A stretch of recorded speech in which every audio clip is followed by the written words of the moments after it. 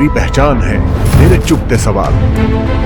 दिखाऊंगा आईना तो बुरा मत मानिएगा, होगा हर छोटी बड़ी खबर पर तबसरा, पूछूंगा सबसे सख्त सवाल।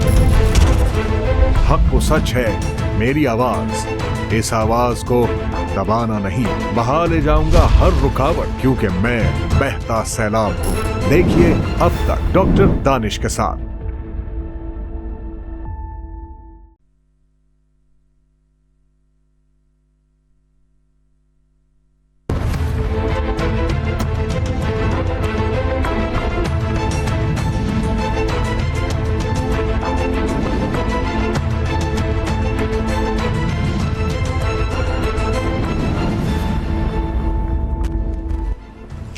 नाज़रीन अस्सलाम वालेकुम। अब तक डॉक्टर दानिश के साथ हाजिर हैं। इस वक्त पाकिस्तान का जो सामने मसला है वो ये है कि इलेक्शन का मुतालबा भी किया जा रहा है, सदर साहब इलेक्शन के लिए तजवीज़ भी दे रहे हैं, इलेक्शन कमीशन का ख्याल है कि वो उनका इख्तियार है।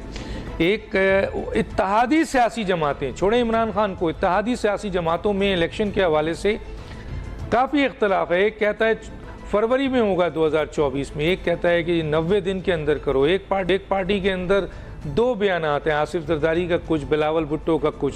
जमीयत उलमा इस्लाम मौलाना फजल रहमान साहब का जो है वो अलग बयान है, MQM का अलग है। मुख्तलिफ सियासी जमातों का बयान इलेक्शन के हवाले से मुख्तलिफ आ रहा है। एक तरफ तो ये सवाल है, दूसरी तरफ मौजूदा निगरान हुकूमत के साथ आर्मी चीफ ने अहम तरीन इशूज़ के ऊपर जो है वो इस वक्त फोकस किया हुआ है कि पाकिस्तान को मौशी तरक्की की तरफ ले जाना है, और इस सिलसिले में अहम तरीन सरमायाकारी स्पेशल इन्वेस्टमेंट फैसिलिटेशन काउंसिल के थ्रू ज़राअत पे, मादनियात पे और IT पे ये फोकस है। और इस सिलसिले में उनकी बहुत अहम मुलाकात और कमिटमेंट है, जिसमें तकरीबन $100 बिलियन का इन्वेस्टमेंट्स आना है, और 5 साल के अंदर तकरीबन ज़राअत के ऊपर $50 बिलियन की इन्वेस्टमेंट है, और कई लाख रोजगार भी है। ये एक तरफ काम कर रहे हैं आर्मी चीफ, दूसरी तरफ उन्होंने डंडा उठा लिया है। और डंडा किसके खिलाफ? उनके खिलाफ जो माफिया इस वक्त पाकिस्तान को आज से नहीं काफी अरसे से कब्जा किया है। और ये माफिया है कौन? ये माफिया इस मुल्क को खा रही है, और इसको सपोर्ट जो करते हैं, तहफ़्फ़ुज़ देते हैं, ये माफिया को सियासतदान भी देते हैं, इंतज़ामिया में मौजूद सरकारी बड़े अफसर भी देते हैं, अदलिया में मौजूद बहुत सारे जो है वो जजेस भी देते हैं। और ये माफिया इतनी ताकतवर है कि इससे सियासी जमातें डरती हैं। शायद इस वजह से डरती हैं कि दो मसले सामने हैं। एक तो खुद सियासी जमातें कई माफियाज का हिस्सा हैं, यानी ओनर हैं वो, और दूसरी इसलिए कि इनके सियासी और इंतखाबी जितने खर्चे और इनकी अय्याशियां हैं ये माफियाज उठाते हैं। जाहिर है उनके खिलाफ हमें कोई कार्रवाई नजर नहीं आती है सियासी जमातों में। अवाम एक दफा फिर जो है इन मौजूदा सूरत हाल को देखते हुए जो निगरान हुकूमत के साथ आर्मी चीफ लेके बड़े हैं डंडा, और एक तरफ मौशी तरक्की, मौशी सरमायाकारी और ज़राअत पे, मादनियात पे, तो दूसरी तरफ बड़ा क्रैकडाउन आप देख सकते हैं। बहुत बड़ा क्रैकडाउन है डॉलर्स के खिलाफ, हर किस्म के माफिया के खिलाफ काम शुरू हो चुका है। Land mafia, tanker mafia, dollars mafia, ज़ख़ीरा अंदोज, चीनी के ज़ख़ीरा अंदोज, डॉलर्स के ज़ख़ीरा अंदोज, इसी तरीके से आपके गंदम के ज़ख़ीरा अंदोज। और हमें यह भी नज़र आ रहा है कि बिजली की जो अरबों रुपए की चोरी हो रही थी, जिसमें बड़े बड़े लोग शामिल थे, उनका भी एहतसाब शुरू हो चुका है, डंडा चल चुका है। अवाम और बिजनेसमैन, सरकारी मुलाजिम, मजदूर, किसान एक दफ़ा पुरुमीद हैं आर्मी चीफ के इस अमल से। लेकिन क्या ये हम समझें कि ये आवाम जो 76 साल से मुख्तलिफ मौके पर लोगों पर एतबार करती रही, और आखिरी जो हुकूमत थी एक 16 महीने की, जिसमें 11 बड़ी सियासी जमातें और एक अपोजिशन जिसकी 3 साल 7 माह हुकूमत थी, उसकी हुकूमत में देखा न डंडा चला, न मईशत का इस्तेहकाम हुआ, न आवाम के मसाइल हल हुए, न इन्फ्लेशन ख़त्म हुआ, न महंगाई ख़त्म हुई, न बिजली के बिल में कमी हुई बल्कि इजाफा हो गया, पेट्रोल में इजाफा हो गया, लोग खुदकुशियां करने लगे। एक दफ़ा फिर پر امید ہوئے لوگ یہ سارے، جن میں کسان ہیں، مزدور ہیں، آپ کے سرکاری ملازم ہیں، بزنس مین ہیں جو ریڑھ کی ہڈی ہے، اور پوری ملک کی اکثریت اس وقت موجودہ آرمی چیف پر اعتماد کر کے یہ امید رکھتی ہے کہ ان کے مسائل جلد از جلد حل کیے جائیں گے۔ اس ایشو پہ بات کریں گے۔ میرے ساتھ ہیں ریحام خان، سینئر تجزیہ کار، آپ کا بہت شکریہ آپ نے جوائن کیا۔ خرم حمید روکڑی، آپ کا ہی بہت شکریہ آپ نے جوائن کیا۔ میں ریحام خان کی طرف پہلے آ جاتا ہوں۔ جی ریحام خان، کیسے دیکھتی ہیں یہ ساری موجودہ صورتحال کو جو میں نے آپ کے سامنے پیش کیا؟ کیا آپ سمجھتی ہیں کہ یہ اعتماد آرمی چیف پہ جو عوام کا ہے واقعی صحیح ہے؟ کیا اب سیاسی جماعتوں سے لوگوں کی امیدیں ختم ہو چکی ہیں، اور یہ جو لڑائی الیکشن کی لڑی جا رہی ہے اس کے کیا نتائج آپ سامنے دیکھتی ہیں؟ شکریہ ڈاکٹر صاحب، السلام علیکم۔ میں آپ کو بتاؤں کہ میں گزشتہ ویکینڈ سیالکوٹ میں جو ہمارا کاروباری طبقہ ہے، جو انڈسٹریلسٹ طبقہ ہے، اور جو ہمارے اسٹوڈنٹس ہیں، جو ہمارے نوجوان ہیں، اور عام جو گھریلو خواتین بھی ہیں، ان سب سے میری ملاقات ہوئی۔ اور جو مجھے کیونکہ ہمارا کام دیکھیں گراس روٹس رپورٹنگ ہم نے سیکھی ہے، اور ہم سمجھتے ہیں کہ عوام کی نبض پہ ہاتھ ہونا چاہیے۔ جو اس وقت فیلنگ ہے، جس طرح کی مہنگائی اور جس طرح کی مشکل حالات سے عوام اور ہمارا جو اشرافیہ ہیں وہ بھی ہائے کر رہے ہیں، تو سب کا جو مجھے لگا کہ ایک آپ نے اعتماد کی بات کی، اعتماد تو بڑی دور کی بات ہے۔ سب نے مجھ کو یہ شکوہ کیا کہ جو سیاسی جماعتیں ہیں یا جو سیاسی لیڈران ہیں، وہ صرف اپنی جاب سیکیورٹی کے پیچھے، اپنی کرسی کے پیچھے اور اپنے کریئر پراسپیکٹس کے پیچھے ایسے بھاگ رہے ہیں کہ ان کو تو ہوش ہی نہیں ہے کہ اپنے حلقے میں کیا ہو رہا ہے۔ یعنی ان کو تو اپنی وائبلٹی نہیں نظر آ رہی ہے۔ اور کیوں وائبلٹی نہیں نظر آ رہی؟ کیونکہ جب آپ بہت عرصے اپنے حلقے کی نمائندگی ہی نہیں کرتے، جو کوئی بھی آپ کا حلقہ ہو، چاہے آپ کا حلقہ انڈسٹریلسٹ ہو، چاہے آپ کا حلقہ کوئی آپ کا آبائی گاؤں ہو، چاہے آپ کا حلقہ یوتھ ہو، لیکن چونکہ نمائندگی ہی نہیں ہوئی ہے، تو آپ کے جو حلقے والے ہوتے ہیں ان کو آپ کے پیچھے کھڑے ہونے کا کوئی فائدہ ہی نہیں نظر آتا۔ لوگ اس وقت الیکشنز کی بات چیت سے بالکل دلچسپی نہیں رکھتے، ان کو کوئی لینا دینا نہیں کہ عارف الوی صاحب 6 نومبر کو مانگ رہے ہیں یا کوئی اور 31 جولائی کی درخواست کرا تھا یا کوئی فروری میں مانگ رہا ہے، ان کو کوئی لینا دینا نہیں۔ یہ ہمارے ٹی وی کا منجن ہے، یہ ہمارے ٹویٹر کی مصروفیات ہیں۔ عام عوام کو اس سے کچھ لینا دینا نہیں کہ لندن میں کون بیٹھا ہے، لندن سے کب کوئی آئے گا، یا اٹک جیل میں کون بیٹھا ہے اور اٹک جیل سے باہر کون آئے گا۔ ان کو پتا ہے کہ یہ سب جتنے بھی پارلیمنٹ میں بیٹھے ہوئے ہیں اور جتنے پارلیمنٹ میں بیٹھنا چاہتے ہیں، وہ صرف اپنی کرسی کے پیچھے بھاگ رہے ہیں۔ اس وقت آدھے سے زیادہ آپ کی سیاسی نمائندگی جو ہے لندن میں بیٹھی ہوئی ہے، اپنے حلقے میں نہیں بیٹھی ہوئی۔ اس وقت ان کو نہیں پتا کہ بجلی کی جو یونٹ بڑھ گئی ہے یا اس میں کوئی ریلیف ملی ہے، ان کو کچھ لینا دینا نہیں ہے۔ تو پھر جب ہم اس قسم کا اعتراض کرتے ہیں کہ جی جمہوریت ہونی چاہیے اور چیف آف آرمی سٹاف جو ہیں ان کو بیرکس میں رہنا چاہیے، ان کو سیاسی مداخلت نہیں کرنی چاہیے، یا اسٹیبلشمنٹ جو ہے اس کا کیا کام ہے کہ ایس آئی ایف سی بنا رہے ہیں، یہ تو حکمران کا کام ہے، یہ تو پارلیمان کا کام ہے۔ آپ اور میں ٹیلی ویژن پروگرام سے بیٹھ کے یہ باتیں کرتے رہے ہیں، لیکن آپ مجھے بتائیں کہ یہ سب لوگ کہاں ہیں؟ کیا وجہ ہے کہ پچھلے 16 مہینے میں آپ ڈالر کو کنٹرول نہیں کر سکے؟ کیا وجہ ہے کہ آپ پچھلے 16 مہینے میں مافیا کو کنٹرول نہیں کر سکے؟ کیا وجہ ہے کہ پچھلے 4 سال جو پی ٹی آئی کا ٹینیور رہا، اس کے بعد 16 مہینے بھی ملے، تو آپ نہ مافیا کنٹرول کر سکے، نہ ڈالر کنٹرول کر سکے، نہ جو الیکٹریسٹی کی چوری تھی یا یونٹ پرائس تھی اس کو کنٹرول کر سکے، نہ آپ کراس بارڈر سمگلنگ کنٹرول کر سکے، نہ آپ چینی چوری کو کنٹرول کر سکے، نہ آپ چینی کی جو ہورڈنگ ہے اس کو کنٹرول کر سکے۔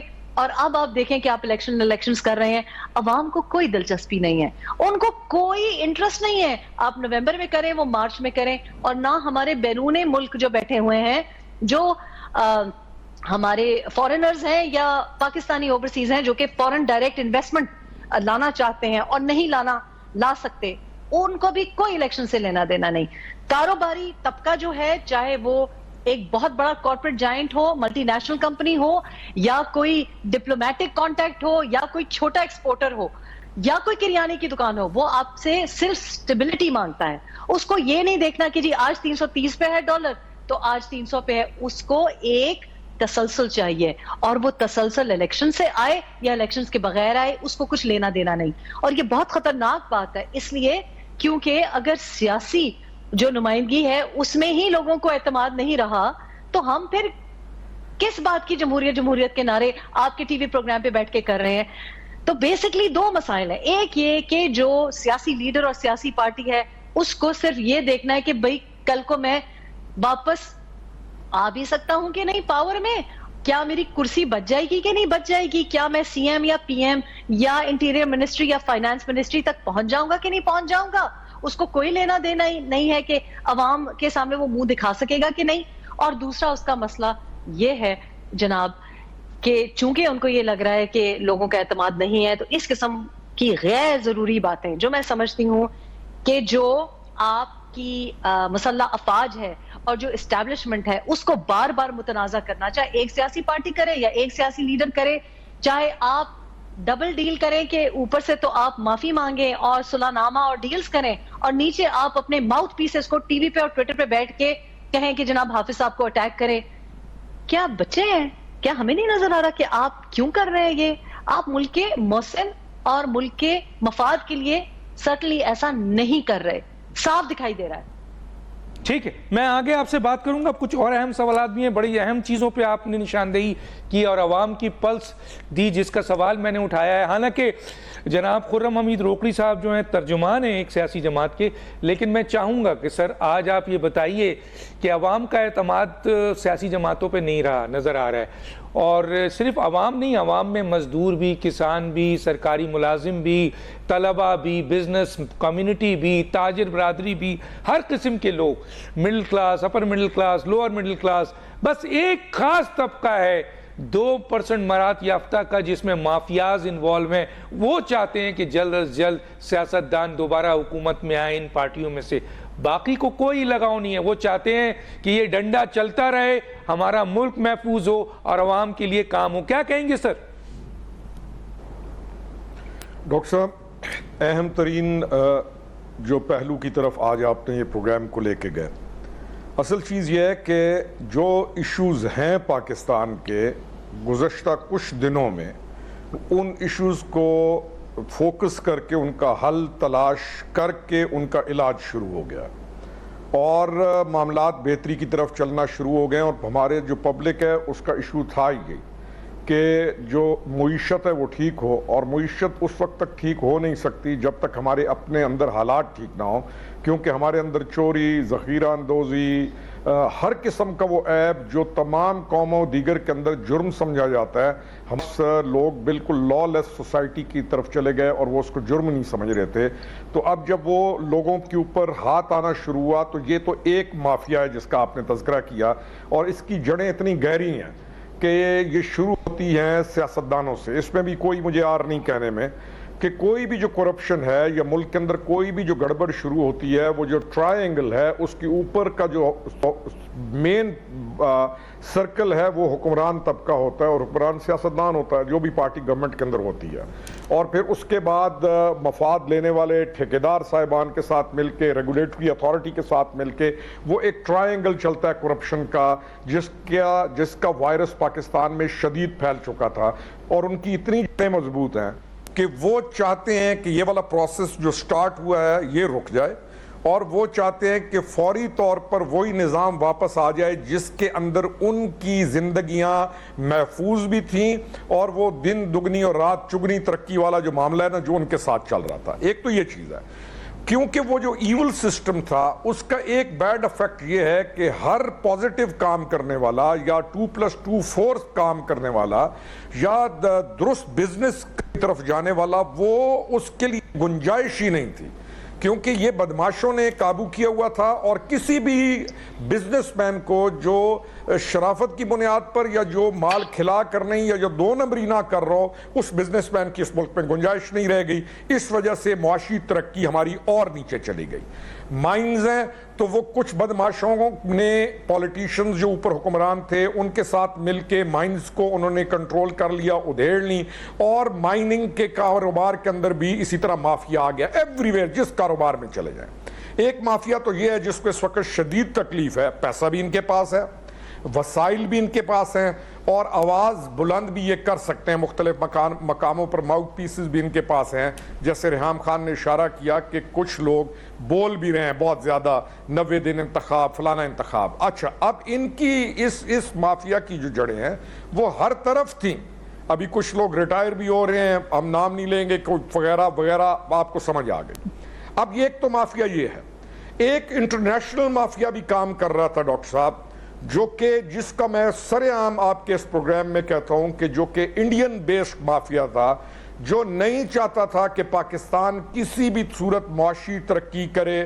اور انہوں نے آپ کی گوادر کی تمام لائن ہے، آپ کے اور چائنا کے ساتھ جو آپ کے معاملات ہیں، آپ کے ایران یا افغانستان کے ساتھ جو معاملات ہیں، انہوں نے ان تمام معاملات کے اندر ان کے جو رائٹرز ہیں، جو ان کے تھنک ٹینکس ہیں، جو لکھ رہے ہیں، آپ ان کو دیکھیے.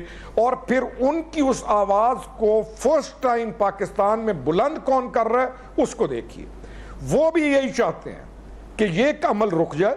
ان کو بھی بہت بڑی تکلیف ہے. وہ گوادر کے خلاف آرٹیکل لکھتے ہیں، بھرمار کرتے ہیں، اور وہی آرٹیکل یہاں پر کچھ سیاسی جماعتوں کے کچھ کردار آپ کے ٹویٹر کے اوپر، آپ کے پاکستان میں وہ آرٹیکلز ان کی زبان بول رہے ہوتے ہیں. اب یہ 2 چیپٹرز ہیں جو آپ کے ملک میں چل رہے ہیں. وہ بھی کیونکہ نہیں چاہتے کہ پاکستان ترقی کرے، اور پاکستان کے اندر جو مافیا بیٹھا ہوا ہے، جو ننگ وطن بھی ہے، ننگ دین بھی ہے، وہ بھی نہیں چاہتا کہ ان سے یہ تمام چیزیں چھین لی جائیں، اور پلس ان کی گردن پہ ہاتھ ڈالا جائے، کیونکہ وہ خون چوسنے والی وہ بلائیں بن چکی ہیں جو اس کے بغیر گزارا نہیں کرتے. ان کی اولادیں بھی اور ان کی بیویاں بھی. میں نے ڈاکٹر صاحب ایک بڑی عجیب سی بات کرنے لگوں، آپ اس پہ غور کیجئے گا. میں نے ایک چائنا کا ایک ویڈیو دیکھا جس میں بندے کو بھی وہ سزائے موت دے رہے ہیں اور ساتھ اس کی بیوی کو بھی. تو وہ 40-50 بندوں کی اس طرح وہ سزائے موت دیتے ہیں. تو میں پریشان ہوا کہ میں نے کہا یار یہ بیوی کو کیوں؟ تو پتہ یہ چلا کہ اس تمام انہوں نے ان کا یہ پلی تھا کہ اس تمام چوری میں اور اس تمام ملک دشمنی میں ان کی عورتیں ان کے ساتھ شامل تھیں. اب جب زندگی گزری اور حالات دیکھے اور واقعات دیکھے اور سیاسی میدانوں میں بھی آئے اور ڈیفرنٹ واکس آف لائف میں، تو معلوم ہوا کہ یہ خاندان کے خاندان ہیں جو اس ملک کو تباہ کر رہے ہیں. اور کوئی ڈالر لے گیا ہے سوئٹزرلینڈ کے اندر، کسی نے کما کے دبئی میں بینک بھرے ہوئے ہیں، کسی نے افریقہ کے اندر رکھے ہوئے ہیں، کوئی ملیشیا کے اندر لے گیا، کوئی انڈونیشیا کے اندر لے گیا. اور وہ پھر ان کی نسلیں، پھر ان کی بیویاں، وہ جو ایک سو کالڈ ایلیٹ ہے، یہ اس کے ایفیکٹس اس ملک کے اندر اتنے گہرے ہیں کہ اب واقعی یہ دل کرتا ہے کہ کوئی ایسا کڑا احتساب ہو کہ ان کو اور ان کی ان خون چوسنے والی بلاؤں، ان کی بیویوں سمیت ان کو سزائے موت دے دینی چاہیے. کیوں؟ کیونکہ یہ ایک بڑا تھوڑا سا طبقہ ہے، اور اس کے اثر میں آ کے نیچے تک اثر گیا کہ آپ کے گاؤں کے اندر بھی، آپ کے ایک حلقے کے اندر بھی 5-10 بدماش یا 15 بدماش ان کی چلتی ہے، اور وہی اس اپنے ایم این اے کو انفلوئنس کرتے ہیں. اور انہی کی ڈیمانڈ ڈپٹی کمشنر بھی پوری کر رہا تھا، پولیس بھی ان کو کچھ نہیں کہہ رہی تھی، تھانے بھی ان کو کچھ نہیں کہتے تھے. معزز اور شریف آدمی ایک تانا بن گیا اس ملک کے اندر، اور ہر بدماش اور ہر لوٹنے والا اور لٹیرا اس ملک کے اندر معزز ہو گیا. ٹھیک ہے. اب پولیٹیکل پارٹیز کے اندر کیا، میں ڈاکٹر صاحب آخری پوائنٹ پہ آؤں گا. پولیٹیکل پارٹیز کے اندر کیا ہوا کہ جو اچھے لوگ ہیں وہ پیچھے چلے گئے، اور حرام کما کر آگے آنے والے، میجورٹی کی بات کر، ناٹ آل آف دیم، حرام کما کر آگے آنے والوں نے، انہوں نے پولیٹیکل پارٹیز کو قبضے میں لے لیا. اب آپ الیکشن نہیں لڑ سکتے جب تک آپ کے پاس بہت زیادہ پیسہ نہیں ہے، اور کسی پولیٹیکل پارٹی میں آپ کی عزت نہیں ہے اگر آپ کے پاس پیسہ نہیں ہے. کرسی بھی آپ کو پیسے پہ ملے گی، اور پبلک کی تو ویسے قدر نہیں ہے. اب یہ مافیاز چلے اور اس سچویشن میں پاکستان آ گیا. اب ہم ایک درست سمت میں ملک کو نکلتا ہوا، میں ایز اے پولیٹیشین اب بات کرنے لگوں آپ کے ساتھ، ہم ملک کو ایک درست سمت میں نکلتا ہوا دیکھ رہے ہیں، اور ہم ان تمام مافیاز کی چیخیں بھی سن رہے ہیں اور ان کی پریشانیاں بھی سن رہے ہیں. پولیٹیکل سسٹم کے اندر بھی جو ان کے سروں پر کھڑے ہونے والے لوگ ہیں ان کی پریشانی بھی سن رہے ہیں. ہمیں کوئی تکلیف نہیں، کڑا احتساب کیجئے، رگڑ دیجئے. ٹھیک ہے. اب وہ جو اصل لوگ ہیں پولیٹیشین، یقین کیجئے یہ پروسیس جاری رہا تو سب سے بڑا فائدہ اس ملک کی پولیٹیکل پارٹیز کو ہوگا. کہ ان کے نیٹ کلین لوگ آگے آئیں گے اور وہ جو ٹرائنگل جو مافیا ہے وہ ختم ہوگا. ہم تو ویلکم کرتے ہیں اور انشاءاللہ یہ پروسیس جاری رہے گا, چاہے ہمارے ملک کے دشمنوں کی آنکھوں میں یہ کھٹکے, چاہے اس ملک کے اندر رہنے والے ننگ دین اور ننگ وطن کو یہ تکلیف پہنچے. اور کوشش ہماری گزارش یہ آپ کے پروگرام کے توسط آپ کے پروگرام کے توسط گزارش یہ ہے کہ یہ ختم نہ ہو. جی میں یہ سوال آپ سے اٹھاؤں گا, میں آگے چل کے یہ سوال آپ سے اٹھاؤں گا اور لوگوں کی باتیں بھی سامنے رکھوں گا. میں ایک بریک پہ جانے سے پہلے میں ریحام خان صاحبہ کے سامنے رکھتا ہوں. آپ نے چین کی مثال دی. میں نے بھی پڑھا تھا کہ جب ماؤ زے تنگ ایک ماؤ زے تنگ آیا تھا, اس سے پہلے چین کے جو حالات تھے وہ پاکستان سے کوئی مختلف نہیں تھے, بہت تباہ شدہ حال تھے, اور خاص طور پہ چین تقریباً تباہ ہو چکا تھا 1958 اور 62 کے درمیان. اس وقت ماؤ زے تنگ نے 3 چیزوں پر کام کیا تھا. ایک تو اس نے یہ کیا کہ جی زراعت, کاشتکاری اور صنعت پر اس نے جو ہے وہ ایگریسو کام کیا, اور دوسرا اس نے جو کیا وہ یہ کیا کہ بے رحم احتساب کیا. تمام مافیاز اور ان کے سپورٹر, یعنی سپورٹر کون تھے, سیاست میں موجود, انتظامیہ میں موجود, عدلیہ میں موجود, ان سب کا قلع کما کر دیا. اور آج چین دنیا کی سب سے بڑی معاشی طاقت بھی ہے اور فوجی طاقت بھی ہے. اس پہ پوچھوں گا ریحام خان صاحبہ سے. ایک چھوٹے سا بریک پہ واپس آتے ہیں.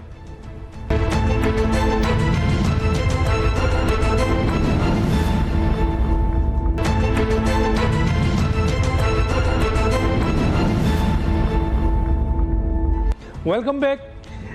ریحام خان صاحبہ, کچھ لوگ نہیں, بہت سارے لوگوں کا خیال ہے کہ اس وقت جو صورتحال ہے وہ ایک وقت چائنا کی بھی تھی, اور میں نے اس کی آپ کے سامنے مثال دی کہ انہوں نے ان 3 چیزوں پہ کام کیا اور آج چائنا دنیا کی بہترین طاقت بن چکی ہے.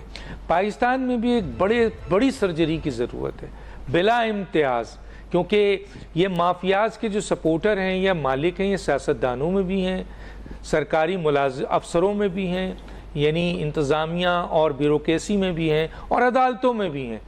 کیا کہیں گی آپ؟ دیکھیں, احتساب کی باتیں ہم نے بڑی سنی ہیں, روکری صاحب نے مجھ سے زیادہ نزدیک سے شاید سنی ہو, اور احتساب تقاریر کی زینت بننا اور ایک دوسرے کے جو سیاسی مخالف ہیں ان کو گیم سے نکالنے تک اگر محدود ہو تو پھر ظاہر ہے کہ یہ منافقت بھی ہے.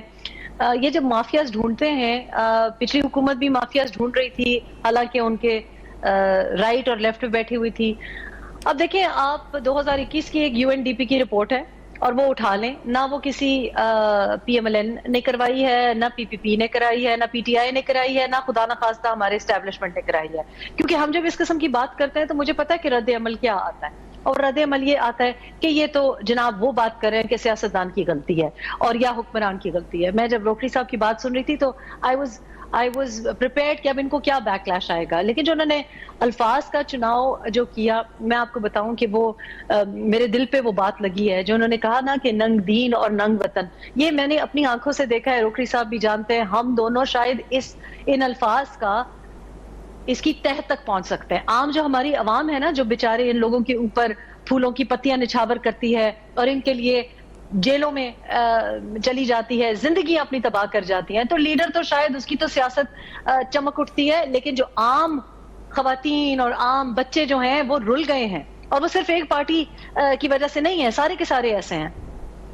یہ UNDP کی رپورٹ 2021 کی ہے, اور وہ نشاندہی کر رہی ہے کہ جو آپ کی 17.4 بلین $, 17.4 بلین $, جو ہے وہ آپ کی اس اشرفیہ کی نظر ہو جاتی ہے. اس کو کہتے ہیں, انہوں نے الفاظ کا استعمال کیا ہے جو روکری صاحب نے کہا, ایلیٹ پریولیج. اور اس 17.4 بلین میں سے وہ کہتے ہیں کہ نمبر 1 پہ بھی اور نمبر 2 پہ بھی کون ہے, وہ لوگ جو کہ پارلیمنٹ میں بیٹھے ہیں. یہ میں نہیں کہہ رہی, یہ روکری صاحب نہیں کہہ رہے, یہ PTI کا لیڈر, PMLN کا لیڈر نہیں کہہ رہا, یہ اسٹیبلشمنٹ نہیں کہہ رہی ہے, UNDP کہہ رہی ہے کہ نمبر 1 پہ بھی اور نمبر 2 پہ بھی اور نمبر 3 پہ بھی وہ کہتے ہیں کہ جو ایلیٹ پریولیج ہے وہ ان کو مل رہا ہے. اور یہ 1% ہے ہماری پاپولیشن کا جو ہم کو بیوقوف بنا رہا ہے, جو کہ ہمیں تقاریر سناتا ہے, نظریات ہمارے ابھارتا ہے, اور ہم جیسے بیوقوف لوگ اپنے ملک کو, اپنی نیشنلٹیز کو, اپنے بچوں کو چھوڑ کے یہاں پہ آ کے کام کرتے ہیں. مجھ جیسے بہت سے لوگ ہیں مجھ جیسے بہت سے لوگ ہیں جو کہ اپنے فیملیز کو یہاں لے کے آئے ہیں, پرماننٹ ملازمت چھوڑ کے آئے ہیں, یو کے سے آئے, یو ایس سے آئے ہیں اور خوار ہو رہے ہیں. 22 سال لوگ یہاں پہ آ کے انہوں نے پاکستان کی خدمت کی کوشش کی ہے. اور یہ جو 1% ہے, اس کو ٹیکس کٹ بھی مل رہا ہے, اس کو ٹیکس پرکس بھی مل رہے ہیں. یہ زراعت کے شعبے پہ بھی فیوڈل لینڈ اونرز بھی ہیں, یہ وہ بھی ہیں جو شوگر مافیا کا بھی حصہ ہے, جو اس مافیا کا اس مافیا کا حصہ ہے. اور ان کو پشت پناہی کیسے ملتی ہے؟ کیونکہ یہ آپ کے پارلیمنٹ میں بیٹھے ہوئے ہیں. تو یہ جو بات روکھڑی صاحب نے کہی کہ جب یہ احتساب ہوگا, کڑا احتساب ہوگا, میں اس بات کے حق میں ہی نہیں ہوں کہ نیب پیچھے بھیجیں اور کسی کو ادھر بند کرے ادھر بند کرے. میں کہتی ہوں اور بھی ان کو فیسلٹیز دیں, لیکن جو سیاسی جماعتوں میں جس کا حق بنتا ہے, جو پارٹی ورکر ہے, جو کہ خوار ہوا ہے, جس نے قربانیاں دی ہیں, اس کو جگہ دے, جس پارٹی سے بھی اس کا تعلق ہو. آج گراس روٹس پہ پٹواری بھی مجھے کمپلین کرتا ہے, آج روکڑی صاحب بتائیں گے پی ٹی آئی والا بھی کمپلین کرتا ہے. کیوں لوگ بدظن ہوئے؟ اس لیے کیونکہ جب پی ٹی آئی کی حکومت بھی آئی تھی تو آپ کو کوئی پی ٹی آئی کا بندہ تو کیبنٹ میں نظر نہیں آتا تھا, حالانکہ اپنے ہی جو محسن تھے ان کے خلاف, جن کے گھر سے روٹی کپڑا سب کچھ آ رہا تھا, ان کے ہی خلاف ہو گئے. اور عام پارٹی ورکر کی تو کوئی حیثیت ہی نہیں ہے. تو آج اگر چیف آف آرمی سٹاف آتے ہیں کراچی میں اور صنعت کاروں سے ملتے ہیں, بزنس سے ملتے ہیں, تو ان کو سوال تو یہ بنتا ہے کہ ان کو کیا ضرورت ہے کہ یہ کریں.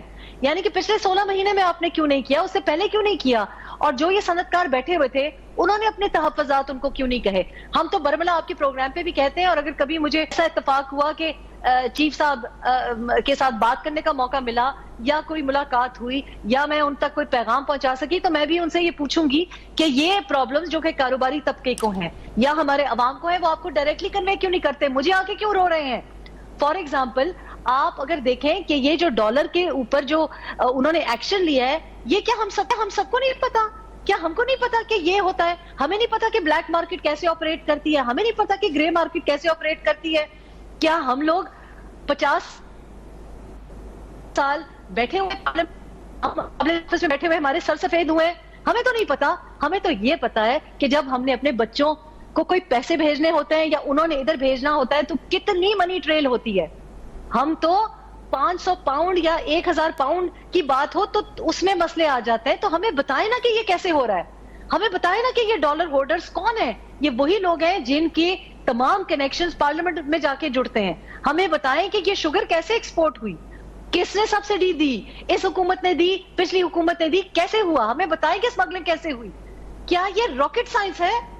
کیا یہ ہم تو آپ سے توقع کر ہی نہیں رہے تھے کہ آپ ہمارے پڑوسی ملک کی طرح چاند پہ پہنچ جائیں. ہم تو آپ سے توقع یہ نہیں کر رہے تھے. ہمیں بتائیں کہ گندم کیسے پہنچی, ہمیں بتائیں کہ چینی کیسے پہنچی. اگر مجھ نہ چیز کو جو باہر سے آئی ہے اور ایک رپورٹر ایک اینکر ہو کے بھی مجھ کو پتا ہے کہ کیسے اسمگلنگ ہوتی ہے, مجھ کو پتا ہے کہ بارڈر کنٹرول کون کون سے محرکات ہیں, کون کون پشت پناہی کرتا ہے, تو آپ کو کیسے نہیں پتا؟ آپ مجھے بتائیں کہ یہ لوگ جو سن رہے ہیں, آپ کو بھی پتا ہے اور مجھ کو بھی پتا ہے, ایک سنگل پیرنٹ ہو کے, ایک سنگل ارنر ہو کے کیا وجہ ہے کہ ایک فیوڈل ایگریکلچرسٹ کسی کی بیوی سے زیادہ ٹیکس دیتی نہیں ہوں؟ کیوں نوکری پیشہ جو طبقہ ہے ہمارا ٹیکس کٹ کے آتا ہے ہمارے پاس, حالانکہ مجھے تو ٹیکس بریک ملنی چاہیے. کیا میں پارلیمنٹ میں بیٹھی ہوئی تھی یا میرا کوئی وڈیرا پیچھے مجھے بیکنگ دے رہا تھا یا میرے کوئی زراعت سے کوئی معاوضہ آ رہا ہے؟ تو یہی تو مسئلہ ہے کہ پارلیمنٹ میں نہ صرف کہ آپ عوام کے ساتھ زیادتی کریں, آپ اپنی سیاسی جماعتوں کے ساتھ زیادتی کریں. یہ وجہ ہے کہ کوئی انٹرسٹڈ نہیں ہے, کوئی انٹرسٹڈ نہیں ہے, کوئی سیاسی جماعت اس وقت انٹرسٹڈ نہیں ہے کہ کون آئے گا. ان کو پتا ہے جو بھی آئے گا, جو بھی آپ سینٹ میں بٹھائیں گے, وہاں بھی موروثیت ہی ہوگی. موروثیت صرف ٹاپ لیڈرشپ کے 1-2 نام نہیں ہیں. یہ روکڑی صاحب آپ کو بتائیں گے کہ تہ در تہ ہر جگہ ہے. ریزرو سیٹس پہ موروثیت ہے, سینٹ میں موروثیت ہے, اسپیشل ایڈوائزری میں موروثیت ہے. اور پھر اگر میں کوئی ٹویٹ کر دیتی ہوں تو لوگ مجھے کہتے ہیں کہ بھئی آپ تو ہمارے ساتھ سوشل کانٹیکٹ ہے, یا آپ تو مطلب ہمارے تو دوستانہ برادرانہ تعلقات ہیں. تو میں تو اس قسم کی خاتون ہوں کہ آج اگر میرا بیٹا بھی کوئی غلط کام کرے گا تو میں اس سے بھی جدا کر لوں گی. اور یہ ہے احتساب. احتساب آپ کو بالکل اس طرح سے کرنا پڑے گا کہ جہاں منصف کہیں ایک طرف ٹلٹ نہ رکھتا ہو, سب کے لیے کڑا احتساب ہو اور ایکوالٹی پہ مبنی ہو اور ونڈکٹیو نہ ہو. ٹھیک ہے. بلکہ ابھی سرفراز بگٹی صاحب نے اعلان بھی کیا ہے کہ اگر آرمی کے اندر بھی کوئی غلط چیز دیکھی گئی تو اس کا بھی کڑا احتساب ہوگا، اور انہوں نے کیا بھی ہے. میں ایک بریک پہ جاؤں گا اور پھر آتا ہوں جناب ان روکڑی صاحب کے پاس، لیکن ایک اعداد و شمار ضرور شیئر کر لوں کہ ابھی آپ نے دیکھا کہ انٹیلیجنس رپورٹ پرائم منسٹر کے پاس گئی ہے جس میں 95 جو سرکاری انتظامیہ افسر بیوروکریسی ہیں وہ اور پولیس ہیں وہ لوگ ہیں جنہوں نے ابھی ایرانی تیل اسمگلنگ کرنے میں اہم کردار ادا کیا ہے. یعنی یہ بہت بڑے مافیاز ہیں، اور تقریباً کوئی 32 کے قریب ان میں سیاسی لوگ ہیں جو اس ایرانی تیل کی اسمگلنگ میں اہم کردار ادا کر رہے ہیں، یعنی مافیاز ہیں. تو دیکھ لیجئے سیاست کہاں کھڑی ہے اور بیوروکریسی انتظامیہ کہاں کھڑی ہے. تو ایک چھوٹا سا بریک لیتے ہیں پھر واپس آتے ہیں.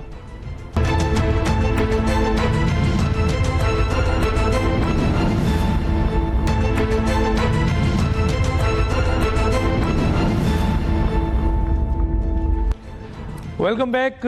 جی روکڑی صاحب، ایک چیز ضرور ہمیں بتائیے. ایک طرف تو یہ دیکھیں نا، بجلی چوری میں جو خربوں روپے کی بجلی چوری ہو رہی ہے اس میں بھی سیاستدان انوالو ہیں، سرکاری انتظامیہ بیوروکریسی انوالو ہے، عدالتی جو آپ کا ہے اور پولیس ہے اور ایسے ادارے ہیں وہ اس میں انوالو ہیں، تحفظ دیتے ہیں یہ لوگ. دوسری طرف جو ہے وہ آپ ایرانی تیل کا دیکھ لیں، باضابطہ نام آ گیا اب تو. سر یہ بھی آپ بتائیے ایک طرف، اور دوسری طرف یہ مجھے بتائیں کہ یہ سوال بھی اٹھ رہے ہیں اور ہم سے پوچھا جاتا ہے جب ہم یہ بات کرتے ہیں کہ جناب راحیل شریف صاحب نے بھی ڈنڈا اٹھایا تھا، جناب پرویز مشرف صاحب نے بھی ڈنڈا اٹھایا تھا احتساب کا، اس کا کیا ہوا؟ تو یہ جو آپ کے جنرل عاصم منیر صاحب آئے ہیں یہ بھی ڈنڈا تو اٹھا چکے ہیں، لیکن کیا یہ چلیں گے آگے؟ کیا یہ بھی اسی طرح کمپرومائز ہوں گے مفادات پہ، مصلحت پہ، اور یہ بھی خاموش ہو جائیں گے ان لوگوں کے خلاف، مافیاز کے خلاف؟ جی سر. ڈاکٹر صاحب، اس سے پہلے کہ میں یہ دوسرے سوال پہ آؤں، پہلے سوال کو لنک کرتا ہوں سچویشن آف پاکستان سے، کہ ہمارا جو پالیٹیشین ہے وہ ونڈکٹیو ہے، اور ہمارا جو سرکاری افسر ہے وہ خوفزدہ ہے، اور ہمارا جو تاجر ہے وہ گلٹی ہے. یہ تین چیزیں آپ ذہن میں رکھیے گا، پھر کسی دن اس پہ بات کریں گے. اور ریفارمز کی تینوں جگہ پہ ضرورت ہے. دوسری چیز جو آپ نے کہی کہ کیا یہ موجودہ بھی اسی صورت پہ چلا جائے گا؟ دیکھیں، جنرل راحیل شریف کا ٹینیور میں کوئی ایسی چیز نظر نہیں آتی. جنرل پرویز مشرف کے پہلے 3 سال میں آپ کو ملک ایک دفعہ بالکل ٹھیک ہوتا ہوا نظر آتا ہے. پہلے آپ 2.5 سال 3 سال اٹھائیں، پاکستان بالکل ایک دفعہ اپنی کنڈیشن میں آ گیا اور پاکستان ریکور کر گیا اور بہترین حالت میں آ گیا. ہوا یہ کہ اس جو ان کا ٹینیور تھا اس کو پرولونگ کرنے کے لیے پھر وہ لوگ بیچ میں شامل ہوئے کہ وہ جو پہلے 2-2.5 سال تھے وہ بالکل کمپرومائز ہو گئے، اور ایسے لوگ آ گئے کہ جس کے بعد معاملات تباہی کی طرف چلے گئے. اس وقت نہیں، جب وہ چلے گئے تو معاملات پھر بہت تباہی کی طرف چلے گئے. اب جو پریزنٹ پوزیشن ہے اس میں میں نے پہلے اس بات پہ ختم کی تھی کہ ہماری یہ گزارش ہے کہ یہ کام یہاں پر رکے نہ. ابھی تو کام شروع ہی نہیں ہوا، ابھی تو ایک بڑا سسٹمیٹک طریقے کے ساتھ ہلکا سا ہاتھ ڈالا گیا ہے، بالکل ہلکا سا، اور کوئی فوج نہیں ڈال لی، نہ فوج نے موو کیا ہے، نہ فوج کی کوئی یونٹس آ گئی ہیں، ناٹ ایٹ آل. بلکہ ادارے مضبوطی کے ساتھ، اداروں کو مضبوط کرتے ہوئے آپ نے اپنی ایجنسیز کو، اور پوری دنیا کے اندر یہی ہوتا ہے. اچھا، ایک وہ جو ایجنسیز ہیں وہ اپنے ملک کی کلینزنگ کرتی ہیں فار دا بیٹرمنٹ، اور وہ کلینزنگ کرتی ہیں وائرسز کے اور تمام مافیاز کا. آپ نے اس طرف جا گئے آپ، اور آپ نے اپنے کام کو شروع کیا اور اس کے افیکٹس آپ کے اوپر اچھے آنے لگ گئے. اب نہ تو یہ کوئی ایسی گورنمنٹ ہے، نہ کوئی ایسا یہ سسٹم ہے کہ جس میں ہم کہیں کہ ہم کوئی مارشل لا لگا ہوا ہے یا ایسی چیز ہے. نہیں، میں یہ کہتا ہوں کہ اس چیز کو رکنا نہیں چاہیے، اس چیز کو منطقی انجام تک پہنچنا چاہیے. اور چاہے پولیٹیشنز ہیں، چاہے ٹھیکیدار ہیں، چاہے کسی بھی محکمے کے افسران ہیں، چاہے وردی کیسے میں بھی کوئی ہیں، چاہے عدلیہ میں سے ہیں، ساروں کی آپ ان کی گریڈنگ کریں، اور اسپیشلی پولیٹیکل پارٹیز کے اوپر فوکس کریں کہ جو ان مافیاز کے ہیڈز ہیں ان کی کلینزنگ ضروری ہے. اور پھر جب آپ اگلے الیکشن کی طرف جائیں گے اور اگلا الیکشن لڑیں گے، یہی پارٹیز، یہی جو موجودہ پارٹیز ہیں، یہی پارٹیز الیکشن لڑیں گی تو ان میں سے بہتر لوگ الیکٹ ہو کر آگے آئیں گے۔ ابھی آپ کسی پارٹی سے بھی پوچھیں کہ تم حلقے میں فلانے میں کس کو ٹکٹ دو گے، وہی جو اس پارٹی کا لگاتار نسل در نسل چلا آ رہا ہے وہی ٹکٹ کا ڈیمانڈ کرتا ہے۔ کسی اہلیت کی ضرورت نہیں، نہ قابلیت کی ضرورت ہے، نہ میرٹ کی ضرورت ہے۔ تو پارٹیز، پولیٹیکل پارٹیز کو بھی اس کٹہرے کے اندر کھڑا کر کے پارٹیز پر بھی رحم کیا جائے، اور پولیٹیکل ان لوگوں کو نجات بھی تب ملے گی جب یہ اوپر بیٹھے ہوئے جو خطرناک لوگ ہیں یہ وائپ آؤٹ ہوں، اور اس میں کسی کو بھی اعتراض نہیں ہونا چاہیے، اور یہی پبلک آف پاکستان چاہتی ہے۔ اور یہی کام وکلاء کو بھی کرنا چاہیے کہ وہ آج آ کر کھڑے ہو جائیں اور وہ کہیں کہ جناب آپ نے اتنا اچھا کام شروع کیا ہے، ہم آپ کی سپورٹ کرتے ہیں اور لا کے اندر ریفارمز لائیں، اور آپ کو انشاءاللہ جو نئے چیف جسٹس کی صورت میں بندہ مل رہا ہے ان کی سپورٹ کرتے ہوئے، لا کی ریفارمز لاتے ہوئے، ریگولیٹری اتھارٹیز کو مضبوط کرتے ہوئے، نیگیٹو جو منفی سیاست ہے اس کو ختم کرتے ہوئے، اس تمام چیپٹر کو چاہے ایک عرصہ لگتا ہے پھر پہ آپ لگائیں کہ جہاں سے لے کر یہاں تک ہم نے یہ کام ختم کرنے کے بعد، منطقی انجام تک پہنچانے کے بعد ہم الیکشن میں جائیں گے، اور صاف شفاف الیکشن ہوگا ہی تب۔ ڈاکٹر صاحب آخری پوائنٹ، صاف شفاف الیکشن ہوگا ہی تب جب صاف شفاف چہرے الیکشن لڑیں گے۔ یہ کون سا صاف شفاف الیکشن ہے کہ کل بدنما چہرے الیکشن لڑ رہے ہوں اور آپ الیکشن کو صاف شفاف کہیں، تب جا کے ملک بچتا ہے، اور انشاءاللہ یہ ممکن ہے۔ ٹھیک ہے، میں ذرا، کیونکہ میرے پاس 2 منٹ رہ گیا، رحم خان صاحب اس پہ میں ذرا پوچھنا چاہتا ہوں کہ جنرل عاصم منیر نے تو ڈنڈا اٹھایا اور قوم کی ساری کیٹیگریز ان سے امید رکھے ہوئے ہیں۔ ایک بڑی تبدیلی آ رہی ہے اور وہ آ رہی ہے سپریم کورٹ میں، اور جسٹس قاضی فائزہ سے بھی عوام کی بڑی توقعات ہے، کیونکہ اس عدالت نے دہشت گردوں کا بھی تحفظ کیا ہے، آپ کے ان مافیاز کا بھی تحفظ کیا ہے، اور پاکستان کی تباہی میں ان کا بڑا کردار ہے ان ججز کا۔ تو آپ کیا امید رکھتی ہیں؟ آپ کے پاس 2 منٹ ہے۔ میں ڈاکٹر صاحب بات بڑا دل میرا چاہ رہا تھا جب روکڑی صاحب نے بات کی کہ جب سزا دی گئی تو بیوی کو بھی سزا دی گئی، تو میں نے اپنے آپ کو روکا اس وقت۔ میں یہ بہت زیادہ اس بات پہ یقین کرتی ہوں کہ جو آپ کی ویلیو سسٹم ہوتا ہے وہ آپ کی فیملی کا ایک جیسا ہوتا ہے۔ آپ اگر دیکھیں تو اگر میرے بھائی کو دیکھیں، میری بہن کو دیکھیں، میرے بیٹے کو دیکھیں، تو آپ کو مطلب ہمیں تھوڑا بہت فرق نظر آئے گا، لیکن آپ کو جو ویلیو سسٹم ہے وہ ایک ہی جیسا نظر آئے گا۔ فار ایگزامپل کہ جناب آنیسٹی پہ کھڑے ہیں، حرام مال کو ہاتھ نہیں لگایا، یہ کیونکہ آپ کو والدین سے آپ سیکھتے ہیں، آپ کے گھر کے جو سراؤنڈنگز ہوتے ہیں اس سے سیکھتے ہیں۔ باقی کی جو لوگوں کی نجی معاملات ہیں ان کے اوپر میں نہیں بات کرنا چاہتی، لیکن جسٹس قاضی فائز عیسیٰ کے والد صاحب کو دیکھیں، جسٹس قاضی فائز عیسیٰ کی بیگم صاحبہ کو دیکھیں، مسز زرینہ عیسیٰ کو دیکھیں، تو آپ کو نظر آتا ہے کہ گھر کا ماحول کیسا ہے۔ ایک صرف جسٹس قاضی فائز عیسیٰ آپ کو نہیں نظر آتے کہ جناب وہ آدمی کھڑا ہے اور سچ پہ اور حق پہ کھڑا ہے اور بالکل فلیکسیبلٹی نہیں دکھاتا، آپ کو ان کی بیگم صاحبہ بھی ویسے ہی دکھائی دیتی ہیں۔ آپ کو وہ دکھائی دیتی ہیں کہ وہ چھڑی پکڑ کے جاتی ہیں، غیر ملکی خاتون ہے، یہاں پہ آ کے انہوں نے گھر بسایا، ہم نے ان کے ساتھ بڑی زیادتی کی، انہوں نے لا کے اپنا، حالانکہ ان کو نہیں دینا چاہیے تھا، ان کا بنتا نہیں تھا، لیکن وہ آئیں، انہوں نے اپنا پوری ڈیٹیل دی اور وہ کھڑی رہیں۔ مطلب میرے لیے that was very very inspirational, but at the same time very very embarrassing کہ ہم ایک اپنی جو بہو ہے، جو بھابھی ہے، اس کے ساتھ ہم کیا کر رہے ہیں، ہمیں شرم آنی چاہیے۔ تب ایک اسپینش خاتون یہاں پہ آ کے اس نے گھر بسایا، لیکن آپ نے دیکھا تو یہ بات جو ہوتی ہے نا، یہ فیملیز میں رن ہوتی ہے۔ تو جنرل عاصم منیر نے اب جو کچھ بھی احتساب کیا ہے وہ میرا خیال ہے کہ مجھے لگتا ہے کہ پارلیمنٹ میں آج اگر کوئی بندہ آپ کہتے ہیں کہ جی یہ صحیح ہے، 70 72 73 سال کا ہو گیا ہے، تو اس کو اگر آپ ہٹا بھی دیں گے کیونکہ وہ حلقے میں جاتا ہے اور اپنے فون ہی پہ لگا ہوتا ہے تاکہ کسی کا مسئلہ نہ سن سکے اور مصروف دکھائی دیتا ہے، تو آپ اس کی بیٹی کو دے دیں گے، آپ اس کی بھابھی کو دے دیں گے، آپ اس کی بیگم صاحبہ کو دے دیں گے۔ تو مقصد یہ کہ یہ بھی تو فیملیز میں ہے نا جی، یہ فیملیز ہے نا، جو کہ آپ کا ایک تو فیوڈل ہوتا ہے جو لینڈ پہ ہے، یہ پارلیمنٹ میں بھی ایک فیوڈل سسٹم ہے کہ یہ وہاں سے بھی نہیں جا رہے، ایک کی فیک ڈگری نکلتی ہے تو دوسرا بندہ ادھر ہی سے نکل جاتا ہے۔ تو مسئلہ یہ ہے کہ جو احتساب ہے وہ آپ کو سمجھنا چاہیے کہ یہ کچھ فیملیز ہیں، وہ 1% ہے جو کہ پورے پاکستان کی 9% مال پہ قابض ہے۔ اس کا احتساب کرنا پڑے گا. یہ بیوروکریسی کے ساتھ مل کے, کارپوریٹ سیکٹر کے ساتھ مل کے, ایگریکلچر سیکٹر کے ساتھ مل کے, اور پارلیمنٹ کے علاوہ مافیا کے ساتھ مل کے ان کی گٹھ جوڑ ہے. یہ میں اور آپ نہیں ہیں جو ڈالرز اپنے میٹرز کے نیچے چھپا رہے ہیں, ہم سب کو پتا ہے. تو احتساب ایسے ہوگا چاہیے, اور فیملیز کا احتساب ہونا چاہیے. اور یہ جہاں کرنا چاہوں ایک جملہ سر, بالکل 30 سیکنڈ ہے, بولیے سر.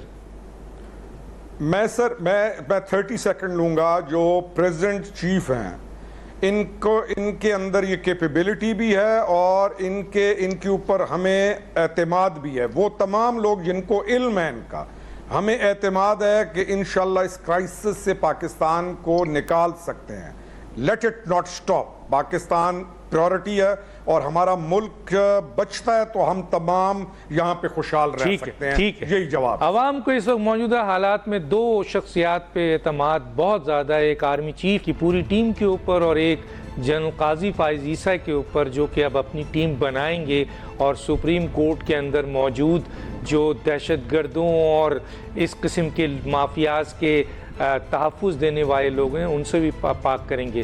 تو سپریم کورٹ کے چیف جسٹس اور آرمی چیف سے اس قوم کو بڑی امیدیں ہیں, باقی کسی سے نہیں ہے جو ہم سنتے ہیں جس طرح ہم نے ابھی سنا. دونوں مہمانوں کا شکریہ. ڈاکٹر دانش کو یاد دیجیے. اللہ حافظ.